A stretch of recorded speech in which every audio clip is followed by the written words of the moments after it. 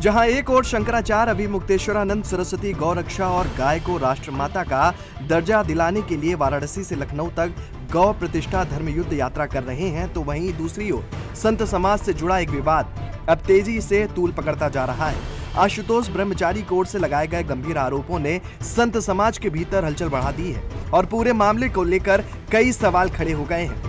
बता दें कि इन आरोपों को लेकर अलग अलग प्रतिक्रियाएं भी सामने आ रही हैं। कुछ लोग इसे गंभीर मामला बता रहे हैं और निष्पक्ष जांच की मांग कर रहे हैं, जबकि कुछ लोग इसे भ्रम फैलाने की कोशिश भी बता रहे हैं। इसी वजह से अब इस पूरे घटनाक्रम पर लोगों की नजरें टिक गई हैं और हर कोई जानना चाहता है कि आखिर सच क्या है।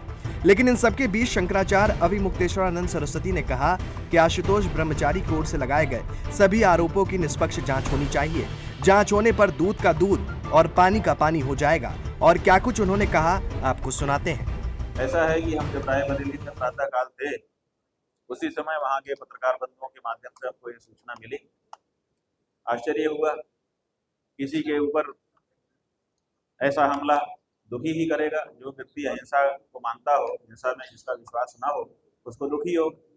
हमको फोटो दिखाया गया उनका, हमको देख करके दुख हुआ। लेकिन फिर जब जो अटेंडेंट है उसका वक्तव्य देख सुनाया गया, हमको बताया गया, वो कह रहा है कि जब तक शौचालय में जा रहे थे तब तक तो ठीक थे, निकलने के बाद से कह रहे हैं कि दिक्कत हो गई। फिर उनका वक्तव्य भी बताया गया, वो कह रहे हैं कि मैंने टॉयलेट में जा करके अपनी जान बचाई, जैसा कि आप भी कह रहे हैं।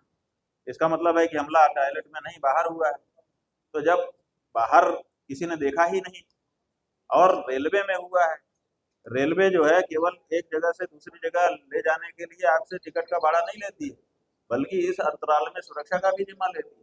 इसके लिए एक अलग से रेलवे पुलिस बना हुआ है, जीआरपी। तो जीआरपी स्टेशन के ऊपर भी नजर रखती है कि कहीं कोई असामाजिक व्यक्ति तो नहीं आ गया है जो हमारे यात्रियों को खतरे में डाले। और हर ट्रेन में उनके चल दस्ते होते हैं जो घूमते रहते हैं और नजर रखे रहते हैं। सीसीटीवी का भी जमाना है, वो भी रहता है। ऐसी परिस्थिति में लोग मोबाइल रखे रहते हैं। आप देखिए, सब लोग मोबाइल निकाल के रिकॉर्ड कर रहे हैं। थोड़ी सी बात होने से तुरंत मोबाइल निकाल के लोग रिकॉर्ड करना शुरू कर देते हैं। ऐसी परिस्थिति में उनके ऊपर हमला हुआ, जानलेवा हमला हुआ, जैसा कि वो कह रहे हैं। उसके बाद भी किसी ने नहीं देखा। सिर्फ शंकराचार्य यहीं नहीं रुके, उन्होंने ये भी आरोप लगाया कि ये पूरी कहानी बनावटी हो सकती है। और क्या कुछ कहा, सुनिए। ये आपराधिक इतिहास वाले जो लोग होते हैं, वो अपने ऊपर स्वयं हमला करके अपने आप को विक्टिम के रूप में दिखाते हैं। तो इससे सिंपैथी गेन करना और साथ ही साथ सुरक्षा, जैसा कि उन्होंने पहले मांग भी की है थोड़े दिन पहले ही कि हमें सुरक्षा दी जाए, तो हो सकता है सुरक्षा प्राप्त करने के लिए, सिंपैथी गेन करने के लिए, अथवा ये जो शंखनाद यात्रा हमारी हो रही है, इससे ध्यान भटकाने के लिए जनता का ये प्लान किया गया हो। लेकिन हमारा इसमें इतना ही कहना है कि उनको सुरक्षा देनी चाहिए।